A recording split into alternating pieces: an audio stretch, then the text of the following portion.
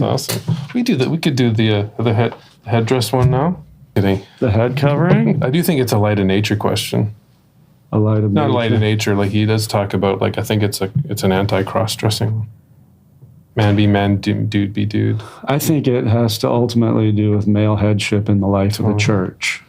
And I think that when you look at Paul's admonition in 1 Timothy 2, when he talks about women and their hair, it seems moot if they're wearing hats in church worship. So I don't, and the absence of a command in 1 Corinthians 11 to wear a hat, you're not going to find it. Yeah. It's almost a sacrament among some, my wife now covers and we're in a holy walk.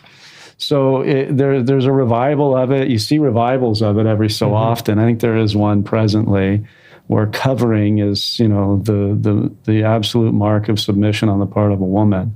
I think Paul's point and the reference to the angels is that when the angels look at a church on a Sunday, it's not, does Sister Susie have a hat on? It's, is there a man in the pulpit? Is there a man preaching and prophesying and preaching and praying in the public place?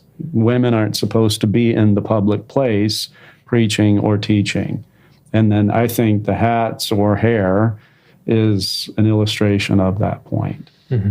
I don't think it is a mandate that you must cover. For sure. For sure. And people disagree, and that's fine. If a woman wants to wear a hat, that's fine. I don't think there's religious significance in it. It's like Paul and circumcision. If you're a Jew and you want to get circumcised because it's in your DNA or your blood or it's your culture, go ahead. But don't think there's religion in it. Don't think it commends you to God. So I would say the same. If Sister Susie wants to wear a hat to church, sure. But not a more holy walk. But hats were never an old covenant thing, right? Like, unlike circumcision. Mm-hmm. Yeah. Mm-hmm.